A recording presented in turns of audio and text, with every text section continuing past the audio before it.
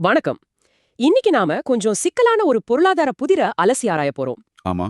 நம்ம கிட்ட சில ஆய்வறிக்கைகள், கட்டுரைகள் இருக்கு. இதுல ரெண்டு பெரிய விஷயம் முன்னாடி நிக்குது. ஒன்னு, அமெரிக்கா நம்ம இந்திய பொருட்கள் மேல போட போறதா சொல்ற ஒரு 50% இறக்குமதி வரி. 50%? ஆமா. இன்னொன்னு, நாம ரஷ்யா கிட்ட இருந்து கொஞ்சம் தள்ளுபடி விலையில கச்சா எண்ணெய் வாங்குறோமே அது. சரி. இப்போ கேள்வி என்னன்னா, இந்த ரெண்டுல எது இந்தியாவுக்கு பெரிய பாதிப்பை கொடுக்கும், இல்ல எதுல ஓரளவுக்கு லாபம் இருக்கு? இத கொஞ்சம் ஆழமா பார்க்கலாம் வாங்க. நிச்சயமா. இது ரெண்டுமே இந்தியா பொருளாதாரத்தை வேற வேற மாதிரி பாதிக்குது. ஆமா. அதாவது அமெரிக்காவோட வரி விதிப்பால நமக்கு உடனடியா என்ன நஷ்டம், எவ்வளவு பெரிய நஷ்டம். அதே சமயம் ரஷ்யாவோட தள்ளுபடி என்ன இருக்கு இல்லையா, அது மூலமா நமக்கு மறைமுகமா என்ன பலன்கள் கிடைக்குது, இதையும் பார்க்கணும். நீண்ட காலத்துல இந்தியாவுக்கு எது முக்கியம்னு புரிஞ்சுக்க முயற்சி பண்ணலாம். நம்ம கிட்ட இருக்கிற தகவல்களை வச்சு இதை அலசுவோம். சரி, முதல்ல இந்த அமெரிக்கா வரி விஷயத்துக்கே வருவோம். ஆகஸ்ட் 27, 2025 அந்த தேதியிலிருந்து அமலுக்கு வரலான்னு உங்க குறிப்புகள் சொல்லுது. ஆமா, அது உத்தேசமான தேதி. 50% வரிங்கிறது கேட்கவே ரொம்ப அதிகமா இருக்கே. இது எந்தெந்த இந்திய துறைகளை குறிப்பா பாதிக்கும்? இதோட ஒட்டுமொத்த தாக்கம் எந்த அளவுக்கு பெருசா இருக்கும்? கண்டிப்பா 50%ங்கிறது சாதாரண விஷயம் இல்ல. இது இந்தியாவுக்கு ஒரு பெரிய பொருளாதார ஷாக் கொடுக்கக்கூடிய அளவுதான் அது. முக்கியமா நிறைய தொழிலாளர்களை நம்பி இருக்கிற நம்ம ஜவுளித்துறை, ஆமா, அப்புறம் கையால செய்யற ரத்தினங்கள், நகைகள், வாகன உதிரி பாகங்கள் நம்ம தயாரிக்கிறோம் இல்லையா, அது நம்ம கடல் உணவுகள் ஏற்றுமதி, சில கெமிக்கல்ஸ், இந்த மாதிரி துறைகள் தான் மெயின் டார்கெட் மாதிரி தெரியுது. ஓஹோ. இதோட அளவு புரியணும்னா ஒரு அமைப்பு இருக்கு, உலகளாவிய வர்த்தக ஆராய்ச்சி முன்முயற்சி, அதாவது GTRI. ஆமா, கேள்விப்பட்டிருக்கேன். ஒரு இண்டிபெண்டன்ட் அமைப்பு தானே? ஆமா. அவங்க ஒரு கணக்கு சொல்றாங்க. 2024ல மட்டும் இந்தியா அமெரிக்காவுக்கு சுமார் $86.5 பில்லியன் மதிப்புக்கு பொருள் அனுப்பியிருக்கு. 86.5 பில்லியன். சரி. இதுல பாத்தீங்கன்னா கிட்டத்தட்ட $60.2 பில்லியன் மதிப்புள்ள ஏற்றுமதி இந்த புது 50% வரியால நேரடியா பாதிக்கப்படலாம்னு அவங்க கணிச்சிருக்காங்க. என்ன சொல்றீங்க? $60.2 பில்லியன்? அப்போ 86ல 60 பில்லியன்னா அது நம்மளோட மொத்த அமெரிக்க ஏற்றுமதியில முக்காவாசிக்கு மேல ஆச்சே. ஆமா, சுமார் 70% கிட்ட வருது. இதை நினைச்சு பார்க்கவே கஷ்டமா இருக்கே. பெரிய தொகை இது. இதனால உடனடியா இந்திய பொருளாதாரத்துல என்னென்ன மாதிரி விளைவுகள் வரலாம்? விளைவுகள் ஒன்னோட ஒன்னு தொடர்புடையதா இருக்கும், சங்கிலி மாதிரி. முதல் நேரடி விளைவு, நம்ம ஏற்றுமதி செங்குத்தா சரமாரியா குறையும். சரி. இந்தியாவின் மொத்த ஏற்றுமதி மதிப்புல ஒரு 20%ல இருந்து 25% வரைக்கும் கூட வீழ்ச்சி இருக்கலாம்னு சில ஆரம்ப கணிப்புகள் சொல்லுது. 20 முதல் 25%? ஆமா. குறிப்பா நான் சொன்ன மாதிரி ஜவுளி, ஆயத்தாடைகள், இதுல லட்சக்கணக்கான பேர் வேலை செய்றாங்க. ஆமா, திருப்பூர், கோயம்புத்தூர் பகுதிகள். கரெக்ட். இந்த துறைகள்ல சரிவு 70% அளவுக்கு கூட போகலான்னு அந்த GTRI ரிப்போர்ட் எச்சரிக்குது. 70%? யோசிச்சு பாருங்க, நாம அமெரிக்காவுக்கு அனுப்புற 10 ரெடிமேட் சட்டையில 7 நின்னு போனா என்ன நிலைமையாகும்? 70% சரிவுன்னா அது வெறும் நம்பர் இல்லையே. லட்சக்கணக்கான குடும்பங்களோட வாழ்வாதாரம் நேரடியா பாதிக்கப்படுமே. வேலை வாய்ப்புல இது என்ன மாதிரி தாக்கத்தை ஏற்படுத்தும்? நிச்சயமா. அதுதான் இதுல ரொம்ப கவலைக்குரிய மோசமான சமூக பொருளாதார பாதிப்பு. ஆவா. லட்சக்கணக்கான பேர் நேரடியாவும் சரி, மறைமுகமாவும் சரி வேலை இழக்க வாய்ப்பு இருக்கு. இது கிராமங்கள்ல இருந்து நகரங்களுக்கு வேலை தேடி வர்றவங்கள ரொம்ப பாதிக்கும். இதனால வறுமை அதிகமாகலாம். சில இடங்கள்ல பாத்தீங்கன்னா சமூக அமைதி கூட பாதிக்கப்பட்டு குற்றச்செயல்கள் அதிகமாகிறது கூட இது ஒரு காரணமா இருக்கலாம். ஐயோ. இதோட தாக்கம் தனிநபர்களோட மட்டும் நிக்காது, ஒட்டுமொத்த நாட்டோட பொருளாதார வளர்ச்சியிலும் தெரியும். கோல்ட்மேன் சாக்ஸ் மாதிரி பெரிய நிதி ஆய்வு நிறுவனங்கள் இருக்காங்க இல்லையா, அவங்க என்ன சொல்றாங்கன்னா இந்த வரியால இந்தியாவோட GDP வளர்ச்சி 0.1%ல இருந்து 0.6% வரைக்கும் குறையலாம்னு மதிப்பிடுறாங்க. 0.6% குறைவல்னா நம்ம வளர்ச்சி வேகத்துல அது ஒரு பெரிய ஸ்பீட் பிரேக்கர் மாதிரி. கரெக்ட். நம்ம பொருளாதார வேகத்துக்கு இது ஒரு பெரிய தடைதான். இந்த பாதிப்பு பெரிய ஏற்றுமதி கம்பெனிங்களுக்கு மட்டும்தானா, இல்ல நம்ம ஊர்கள்ல இருக்கிற சின்ன சின்ன தொழிற்சாலைகளையும் பாதிக்குமா? கண்டிப்பா பாதிக்கும். நிறைய நடுத்தர சின்ன தொழிற்சாலைகள், குறிப்பா அமெரிக்கா மார்க்கெட்டை மட்டுமே நம்பி இருக்கிற நிறுவனங்கள், அவங்க ரொம்ப கடுமையா பாதிக்கப்படுவாங்க. உதாரணமா உங்க குறிப்புகள்ல கூட இருக்கு பாருங்க. தமிழ்நாட்டுல கோயம்புத்தூர், திருப்பூர் பகுதிகளில் இருக்கிற பல இன்ஜினியரிங், டெக்ஸ்டைல் ஏற்றுமதி நிறுவனங்கள், அவங்க இந்த வரிச்சுமையை தாங்க முடியாம மூடப்படுற அபாயம் கூட இருக்கு. இது ஒரு பக்கம்னா இன்னொரு மறைமுகமான பாதிப்பும் இருக்கு. இது லாங் டர்ம்ல தெரியும். அது என்ன? அமெரிக்க சந்தையில இந்தியா பொருளோட விலை 50% ஏறும்போது நம்ம போட்டியாளர்கள் இருக்காங்க இல்லையா, வியட்நாம், பங்களாதேஷ் மாதிரி நாடுகள். ஆமா, அவங்களுக்கான வரி குறைவா இருக்குமே. அதேதான். அவங்களுக்கு இதே பொருளுக்கு அமெரிக்கால வர்ற வரி வெறும் 20%, இல்ல அதுக்கும் கம்மியா கூட இருக்கலாம். அவங்க அமெரிக்காவோட ஒப்பந்தம் வச்சிருப்பாங்க. ஓஹோ. அதனால அவங்க நம்ம இடத்த சுலபமா பிடிச்சுக்குவாங்க. இதனால இன்டர்நேஷனல் மார்க்கெட்ல இந்திய பொருட்களோட போட்டித்தன்மை இன்னும் குறையும். நாம இழந்த மார்க்கெட்டை திரும்ப பிடிக்கிறது ரொம்ப கஷ்டமாயிடும். ஆக சுருக்கமா சொல்லணும்னா இந்த அமெரிக்கா வரி விதிப்புங்கிறது இந்தியா ஏற்றுமதி மேல விழுகிற ஒரு பெரிய மிடி மாதிரி. ஆமா. இது நேரடியா ஏற்றுமதியை குறைக்குது, லட்சக்கணக்கான வேலை வாய்ப்பை பறிக்குது, நம்ம GDP வளர்ச்சியையும் மந்தமாக்குது. அதுபோக நம்ம உலகளாவிய போட்டித்தன்மையையும் கேள்விக்குறியாக்குது. இது நிச்சயமா நம்ம கவனிக்க வேண்டிய ஒரு பெரிய நெருக்கடிதான். உண்மைதான். சரி, இப்போ நாணயத்தோட அடுத்த பக்கத்துக்கு வருவோம். ரஷ்யா கிட்ட இருந்து நாம தள்ளுபடி விலையில வாங்குற கச்சா எண்ணெய், இது இந்தியாவுக்கு ஒரு நல்ல விஷயம்னு நிறைய பேசப்படுது. ஆமா. இதனால நமக்கு என்னென்ன நன்மைகள் கிடைக்குது, இது கொஞ்சம் விளக்கமா பார்க்கலாமா? நிச்சயமா. இதுவும் இந்திய பொருளாதாரத்துல ஒரு முக்கியமான ரோல் பிளே பண்ணுது. இதோட முதல் முக்கியமான நன்மை விலைதான். விலை. ரஷ்யா ஒரு பேரல் கச்சா எண்ணெய்க்கு, அதாவது ஒரு பீப்பாய்க்கு சர்வதேச மார்க்கெட் விலை விட சுமார் $10 இருந்து $12 வரைக்கும் தள்ளுபடி கொடுக்கறாங்கன்னு உங்ககிட்ட இருக்கிற டேட்டா சொல்லுது. $10 இருந்து $12 கம்மியா? ஆமா. இந்தியா உலகத்திலேயே 3வது பெரிய கச்சா எண்ணெய் இறக்குமதியாளர். நம்ம தேவைக்கு கிட்டத்தட்ட 89% எண்ணெய் நம்ம வெளிநாட்டுல இருந்து தான் வாங்குறோம். ஆமா, 89%. அப்ப யோசிச்சு பாருங்க, இவ்ளோ பெரிய தேவை இருக்கும்போது நமக்கு கிடைக்கிற ஒவ்வொரு டாலர் தள்ளுபடியும் பெரிய விஷயம் இல்லையா? கண்டிப்பா. 2022ல உக்ரைன் போர் ஆரம்பிச்ச பிறகு மேற்கு நாடுகள் ரஷ்யா மேல தடை போட்டப்போ இந்தியா இந்த வாய்ப்பை பயன்படுத்தி ரஷ்யா கிட்ட இருந்து நிறைய எண்ணெய் வாங்க ஆரம்பிச்சது. இதனால நம்மளோட ஒட்டுமொத்த எண்ணெய் இறக்குமதி செலவு, அதாவது ஆயில் இம்போர்ட் பில் கணிசமா குறைஞ்சிருக்கு.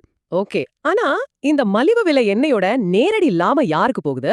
இது சாதாரண மக்களுக்கு பெட்ரோல் டீசல் விலை குறைப்பா மாறுதா, இல்ல வேற யாருக்காவது போகுதா? இது ஒரு முக்கியமான கேள்வி. உங்க குறிப்புகள்லயே இருக்கு பாருங்க. இந்த மலிவு விலை ரஷ்ய எண்ணெயோட பலன் வந்து பெரும்பாலும் சில பெரிய தனியார் எண்ணெய் சுத்திகரிப்பு நிறுவனங்களுக்கு நல்ல லாபத்தை கொடுத்திருக்கு. ஓ, பிரைவேட் கம்பெனிகளுக்கா? ஆமா, ரிலையன்ஸ் இண்டஸ்ட்ரீஸ், நயாரா எனர்ஜி மாதிரி நிறுவனங்கள் இருக்காங்க இல்லையா, அவங்க ரஷ்யா கிட்ட இருந்து கம்மியான விலைக்கு கச்சா எண்ணெயை வாங்கி அது அவங்களோட ஹைடெக் ரிஃபைனரிகள்ல சுத்திகரிச்சு பெட்ரோல் டீசலா மாத்தி அது ஐரோப்பிய நாடுகளுக்கு கூட அதிக விலைக்கு ஏற்றுமதி செஞ்சு நல்ல லாபம் பார்த்தாங்கன்னு ரிப்போர்ட் சொல்லுது. அப்படியா? இது அவங்களுக்கு நல்ல லாபமாலும் அந்த லாபம் முழுசா சாதாரண மக்களுக்கு பெட்ரோல் டீசல் விலை குறைப்பா வரலங்கிறது உண்மைதான். சரி, அப்போ நாட்டுக்கு இதனால என்ன பெரிய பொருளாதார பலன்? பிரைவேட் கம்பெனிக்கு லாபம் போனா பொதுவா நாட்டுக்கு என்ன நன்மை? பலன்கள் இருக்கு, நிச்சயமா இருக்கு. ஆனா அது கொஞ்சம் மறைமுகமானது. எப்படின்னு சொல்லுங்களேன். முதல் பலன் அந்நிய செலாவணி கையிருப்பு சேமிப்பு, ஃபாரின் எக்ஸ்சேஞ்ச் ரிசர்வ்ஸ். நாம இம்போர்ட்டுக்கு டாலர்ல தானே பணம் கொடுக்கணும். ஆமா. கச்சா எண்ணெய் விலை கம்மியா இருந்தா நம்ம செலவு பண்ற டாலரோட அளவு குறையும். இது நம்ம ஃபாரெக்ஸ் ரிசர்வ்ஸை பாதுகாக்க உதவும். ரூபா மதிப்பு ஸ்டேபிளா இருக்கிறதுக்கும் இது முக்கியம். சரி, ரெண்டாவது எரிபொருள் உற்பத்தி செலவு ஓரளவுக்கு குறையறதால பணவீக்கம், அதாவது இன்ஃப்ளேஷன், விலைவாசி உயர்வு அது கட்டுப்படுத்தப்படுது. இல்லனா பெட்ரோல் டீசல் விலை இன்னுமே அதிகமா இருந்திருக்கும். ஓகே. மூணாவது, நான் ஏற்கனவே சொன்ன மாதிரி நம்ம சுத்திகரிச்ச பெட்ரோலிய பொருட்களை மற்ற நாடுகளுக்கு ஏற்றுமதி செய்றோம் இல்லையா, அது மூலமா இந்தியாவுக்கு கூடுதல் ஃபாரெக்ஸ் வருமானமும் கிடைக்குது. ஆமா. கடைசியா, இது ரொம்ப முக்கியம், இது நம்மளோட எனர்ஜி செக்யூரிட்டி, அதாவது எரிசக்தி பாதுகாப்பை உறுதி செய்ய உதவுது. எனர்ஜி செக்யூரிட்டினா? எனர்ஜி செக்யூரிட்டினா நாட்டுக்கு தடையில்லாம ஓரளவுக்கு கட்டுப்படியான விலையில எரிசக்தி, அதாவது கச்சா எண்ணெய், கேஸ் இதெல்லாம் தொடர்ந்து கிடைக்கணும். அதை உறுதி பண்றதுதான். சரி. ரஷ்யா ஒரு நம்பகமான சப்ளையரா இருக்கிறது நம்மளோட எரிசக்தி தேவைகளை பூர்த்தி செய்ய உதவுது. நாம ஒரே நாட்டை மட்டும் சார்ந்து இல்லாம பல நாடுகள்ல இருந்து வாங்குறது ரொம்ப முக்கியம். அப்போ இந்த தள்ளுபடி விலை மூலமா இந்தியாவுக்கு கணிசமான பணம் மிச்சமாகுது, ஏற்றுமதி வருமானமும் வருதுன்னு சொல்றீங்க. இது வருஷத்துக்கு தோராயமா எவ்வளோ பெரிய தொகையா இருக்கும்? ஏன்னா அந்த அமெரிக்க வரி இழப்பு $60 பில்லியன் அளவுக்கு இருக்குன்னு சொன்னீங்க. அதோட ஒப்பிடும்போது இது எந்த அளவுல இருக்கு? துல்லியமா மொத்த லாபம் எவ்வளவு, சேமிப்பு எவ்வளவுன்னு கணக்கு போடுறது கொஞ்சம் கஷ்டம். ஏன்னா அந்த டிஸ்கவுண்ட் அளவு மாறும், நாம வாங்குற அளவும் வருஷத்துக்கு வருஷம் மாறும். ஆனா உங்ககிட்ட இருக்கிற தகவல்களை வச்சு பார்க்கும்போது 2022ல இருந்து 2025 வரைக்கும் பல பில்லியன் டாலர்கள் மதிப்புள்ள எண்ணெயை இந்தியா தள்ளுபடியில வாங்கி பயனடைஞ்சிருக்குன்னு தெரியுது. பல பில்லியன் டாலர்ஸ். ஒரு உதாரணத்துக்கு 2024ல மட்டும் இந்தியாவோட மொத்த கச்சா எண்ணெய் இறக்குமதி செலவு சுமார் $143 பில்லியன். இதுல ரஷ்யா எண்ணெயோட பங்கு நல்லாவே அதிகரிச்சிருக்கு. சரி. அதனால தள்ளுபடி மூலமா சேமிக்கப்பட்ட தொகை நிச்சயம் பல பில்லியன் டாலர்கள்ல இருக்கும். ஆனா அது வருஷத்துக்கு $60 பில்லியன் அளவுக்கு இருக்குமாங்கிறது சந்தேகம்தான். ஒருவேளை வருஷத்துக்கு ஒரு 5-10 பில்லியன் டாலர் சேமிப்பு இருக்கலாம்னு சில நிபுணர்கள் சொல்றாங்க. ஓகே, வெறும் 5-10 பில்லியன் டாலர் சேமிப்பு, ஆனா அங்க $60 பில்லியன் இழப்பு. சரி, இப்போ ரெண்டையும் நேரடியா ஒப்பிட்டு பார்க்கலாம். ஒரு பக்கம் அமெரிக்க வரியால $60.2 பில்லியன் அளவுக்கு உடனடி ஏற்றுமதி பாதிப்பு, லட்சக்கணக்கான வேலை இழப்பு ஆபாயம், ஜிடிபி வளர்ச்சி அடிவாங்குது. ஆமா. இன்னொரு பக்கம் ரஷ்ய எண்ணெய் மூலமா வருஷத்துக்கு சில பில்லியன் டாலர்கள் சேமிப்பு, அந்நிய செலாவணி கையிருப்புக்கு கொஞ்சம் சப்போர்ட், பணவீக்கத்தை கட்டுப்படுத்த ஓரளவுக்கு உதவி, மிக முக்கியமா எரிசக்தி பாதுகாப்பு. இந்த ரெண்டுல எது இந்திய பொருளாதாரத்துல பெரிய ஆழமான தாக்கத்தை ஏற்படுத்துது? இது ஒரு நேரடியான இதுவா அதுவான்னு ஒப்பிடுறது கொஞ்சம் சிக்கல். ஏன்னா ரெண்டோட தாக்கமும் வேற வேற மாதிரி இருக்கு. எப்படின்னு கொஞ்சம் சொல்லுங்களேன். அளவை பார்த்தா அமெரிக்கா வரியால பாதிக்கப்படுற அந்த $60.2 பில்லியன் ஏற்றுமதிங்கிறது ரஷ்ய எண்ணெய் மூலமா கிடைக்கிற அந்த சில பில்லியன் டாலர் சேமிப்பை விட பல மடங்கு அதிகம். ஆமா, பல மடங்கு. அது நேரடியான உடனடி இழப்பு. ஜிடிபியில 0.6% வரைக்கும் பாதிப்பு, லட்சக்கணக்கான வேலை இழப்புங்கிறது சாதாரண விஷயம் இல்ல. இதோட வலி உடனடியா ரொம்ப கடுமையா தெரியும். சரி. ஆனா ரஷ்யா எண்ணெய் மூலமா கிடைக்கிற பலன் இருக்குல்ல, அது பண மதிப்புல பார்த்தா குறைவா இருக்கலாம். ஆனா அதோட முக்கியத்துவம் வேற மாதிரி இருக்குன்னு சொன்னீங்க. அதை இன்னும் கொஞ்சம் விளக்க முடியுமா?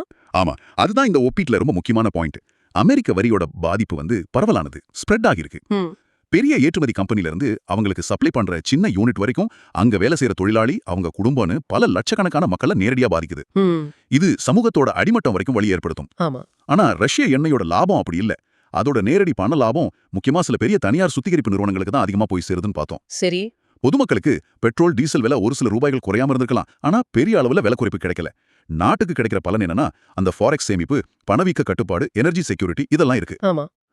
இது சாதாரண மக்களோட அன்றாட வாழ்க்கையில நேரடியா தெரியற பலன் இல்ல. இது கொஞ்சம் மறைமுகமான மேக்ரோ எக்கனாமிக் ஸ்டெபிலிட்டிக்கான பலன். அப்ப சுருக்கமா சொன்னா அமெரிக்கா வரியோட வலி நேரடியானது, பரவலானது. ரஷ்யா எண்ணெயோட பலன் மறைமுகமானது, நாட்டுடைய ஒட்டுமொத்த பாதுகாப்புக்கும் நிலைத்தன்மைக்கும் முக்கியமானது. ஆனா அதோட பண லாபம் சில இடங்கள்ல குவியுது. சாதாரண மக்களுக்கு நேரடி பலன் குறைவு. சரியா? மிகச்சரியா சொன்னீங்க. வரி விதிப்பு உடனடியா ஒரு அடி மாதிரி தாக்குது. ரஷ்யா எண்ணெய் நன்மைங்கிறது ஒரு பாதுகாப்பு கவசம் மாதிரி. ஆனா அந்த கவசம் எல்லாருக்கும் ஒரே மாதிரி பலன் தராம இருக்கலாம். இப்போ ஒரு கற்பனையான கேள்வி கேக்குறேன். ஆனா இது முக்கியம்னு நினைக்கிறேன். ஒருவேளை அமெரிக்காவோட பிரஷர் அதிகமாகி இல்ல வேற ஏதோ இன்டர்நேஷனல் காரணங்களுக்காக இந்தியா ரஷ்யா கிட்ட இருந்து எண்ணெய் வாங்குறத நிறுத்திக்கொள்ள முடிவு செஞ்சா. அப்படி செஞ்சா ஒருவேளை அமெரிக்கா இந்த வரிய குறைக்க வாய்ப்பு இருக்கா? அந்த முடிவு நமக்கு நல்லதா இருக்குமா? அப்படி ஒரு முடிவு எடுத்தா அதுவும் பெரிய விளைவுகளை ஏற்படுத்தும். முதல் விஷயம், அமெரிக்கா அதனால வரிய குறைக்குமாங்கிறதுக்கு எந்த கேரண்டியும் இல்ல. சரி. ஆனா இந்தியா ரஷ்யா எண்ணெயை நிறுத்தினா என்ன ஆகும்னு பாப்போம். இந்தியா மாதிரி இவ்ளோ பெரிய கஸ்டமர் ரஷ்யா எண்ணெயை வாங்கலேனா உலக சந்தையில கச்சா எண்ணெய் சப்ளைல ஒரு மாற்றம் வரும். ஆமா. சில கணிப்புகள் என்ன சொல்லுதுன்னா, இதனால உலக அளவுல கச்சா எண்ணெய் விலை ஒரு பேரலுக்கு 10% அல்லது $10 $15 வரைக்கும் கூட உயரலாம்னு சொல்றாங்க. ஓஹோ, குளோபல் பிரைஸ் ஏறுமா? ஆமா, ஏன்னா ரஷ்யா எண்ணெய்க்கு பதிலா வேற இடத்துல இருந்து வாங்கும்போது டிமாண்ட் அதிகமாகும் இல்லையா? ஆமா. உலக சந்தையில விலை ஏறினா அது இந்தியாவை எப்படி பாதிக்கும்? நம்ம தேவையில 89% இம்போர்ட் பண்ற நாம தான் இதனால ரொம்ப அதிகமா பாதிக்கப்படுவோம். கரெக்ட். உலக சந்தையில விலை 10% ஏறினாலே நம்மளோட வருஷ எண்ணெய் இறக்குமதி செலவு இப்போ இருக்கிற $143 பில்லியன் இருந்து இன்னும் பல பில்லியன் டாலர்கள் அதிகமாகும். ஒருவேளை 15-20 பில்லியன் டாலர்கள் கூட அதிகமாகலாம். அடேப்பா. இது நம்மளோட ஃபாரெக்ஸ் ரிசர்வ்ஸை கரைக்கும், ரூபாயோட மதிப்பை இன்னும் வீக் ஆக்கும். இதை சமாளிக்க கவர்மெண்ட் என்ன பண்ணும்? உள்நாட்டுல பெட்ரோல் டீசல் விலையை கணிசமா ஏத்த வேண்டியிருக்கும். ஆமா. ஒரு லிட்டர் பெட்ரோல் டீசல் விலை 10-15 ரூபாய் ஒரேடியா வளர்ந்தா எந்த ஆகும்னு யோசிங்க. அவ்வளவுதான். எல்லா பொருளோட விலையும் ராக்கெட் மாதிரி ஏறிடும். லாரி வாடகை, பஸ் கட்டணம், ஆட்டோ சார்ஜ், காய்கறி, மளிகை சாமா விலைன்னு ஒரு பெரிய விலைவாசி உயர்வு சுனாமி மாதிரி வருமே. அதேதான். பணவீக்கம் கட்டுக்கடங்காம போக வாய்ப்பு இருக்கு. இது நடுத்தர வர்க்கத்தையும் ஏழை மக்களையும் மிக கடுமையா பாதிக்கும். உணவு பணவீக்கம் அதிகமாகும், பொருளாதார வளர்ச்சி இன்னும் சரியும். ஒரு வகையில பார்த்தா இந்த நிலைமை அமெரிக்க வரி விதிப்பால வர்ற அந்த 60 பில்லியன் ஏற்றுமதி இழப்பை விட மோசமான பரவலான பொருளாதார நெருக்கடியை உருவாக்கலாம். அப்படியா சொல்றீங்க? ஆமா, ஏன்னா இது நாட்டுல இருக்கிற ஒவ்வொரு குடிமகனையும் நேரடியா அவங்க பாக்கெட்ல கைய வச்சு பாதிக்கும். அப்போ இது ரொம்ப ரொம்ப சிக்கலான நிலைமை போல இருக்கு. ஒரு பக்கம் 60 பில்லியன் ஏற்றுமதி இழப்பு, வேலை இழப்புன்னு நேரடி தாக்குதல். ஆமா. இன்னொரு பக்கம் அதை சரி செய்யவோ இல்ல சமாளிக்கவோ ரஷ்யா எண்ணெயை நிறுத்தினால் அதை விட மோசமான பணவீக்க புயல், விலைவாசி உயர்வுன்னு வரலாம். அப்போ கடைசியா என்னதான் முடிவு? எது பெரிய தாக்கம்? இதுக்கு ஒரு சிங்கிள் லைன் ஆன்சர் சொல்றது ரொம்ப கஷ்டம். ஏன்னா நம்ம உடனடி பாதிப்பை பாக்குறோமா இல்ல நீண்ட கால நிலைத்தன்மையை பாக்குறோமாங்கிறத பொறுத்து பதில் மாறும். புரியுது. ஷார்ட் டேர்ம்ல பார்த்தா, அதாவது குறுகிய கால பார்வையில உடனடியா கண் முன்னாடி தெரிகிற பாதிப்பை பார்த்தா, அமெரிக்க வரியால வர்ற அந்த $60.2 பில்லியன் ஏற்றுமதி இழப்பு, அதோட சேர்ந்து வர்ற லட்சக்கணக்கான வேலை இழப்புங்கிறது மிக மிக அதிகம். ஆமா. ரஷ்யா என்ன லாபம், அதாவது அந்த சேமிப்பு, இதை ஈடுகட்டுற அளவுக்கு பெருசா இல்ல. அதோட பலன் பரவலா இல்ல. அதனால குறுகிய காலத்துல அமெரிக்க வரியோட நஷ்டம் தான் அதிகமா நேரடியா பரவலா தெரியுது. சரி. ஆனா கொஞ்சம் லாங் டேர்ம்ல யோசிச்சா, நீண்ட கால அடிப்படையில யோசிச்சா, ரஷ்யா எண்ணெய் இறக்குமதியை நிறுத்துறதுல பெரிய ஆபத்து இருக்கு. அதனால வர்ற உலகளாவிய விலை உயர்வு, கட்டுப்படுத்த முடியாத பணவீக்கம், ஃபாரெக்ஸ் நெருக்கடி, இது எல்லாமே இந்திய பொருளாதாரத்தோட அடித்தளத்தையே அசைச்சு பார்க்கலாம். இது ஒருவேளை இந்த 60 பில்லியன் வரி விதிப்பு பாதிப்பை விட மோசமான, கட்டுப்படுத்த முடியாத விளைவுகளை ஏற்படுத்தலாம். எனர்ஜி செக்யூரிட்டிங்கிறது ஒரு நாட்டோட இறையாண்மைக்கும் பொருளாதார நிலைத்தன்மைக்கும் ரொம்ப அடிப்படையானது. அதை பணத்தோட நேரடியா ஒப்பிட முடியாது. வரி விதிப்புங்கிறது ஒரு வலி மிகுந்த வெட்டுக்காயம் மாதிரி. உடனே ரத்தம் வரும், வலிக்கும். ஆமா. ரஷ்யா எண்ணெயை நிறுத்துறதுங்கிறது நம்ம உயிர்நாடியான ரத்த ஓட்டத்தையே பாதிக்கிற மாதிரி. அதோட விளைவுகள் மெதுவா ஆனா ஆழமா இருக்கலாம். நல்ல ஒப்பீடு. இது உண்மையிலேயே ஒரு தர்ம சங்கடமான கத்தி மேல நடக்கிற மாதிரி நிலைமை தான் இந்தியாவுக்கு. ஒரு பக்கம் உடனடி பொருளாதார வலி, வேலை இழப்பு, இன்னொரு பக்கம் நீண்டகால எரிசக்தி பாதுகாப்பும் பணவீக்கத்தை கட்டுப்படுத்த வேண்டிய அவசியமும். உங்ககிட்ட இருந்த தகவல்களை வச்சு இந்த 2 பெரிய பொருளாதார காரணிகளையும் அதோட பல சாதக பாதகங்களையும் நம்ம விரிவாக பார்த்தோம். இது உங்களுக்கு ஒரு தெளிவான சித்திரத்தை கொடுத்துருக்கோம்னு நம்புறோம். நிச்சயமா. இது உங்களை ஆழமா சிந்திக்க வைக்க ஒரு கேள்வியோட இந்த உரையாடலை முடிக்கலாம்னு நினைக்கிறேன். சொல்லுங்க. நீங்க யோசிச்சு பாருங்க.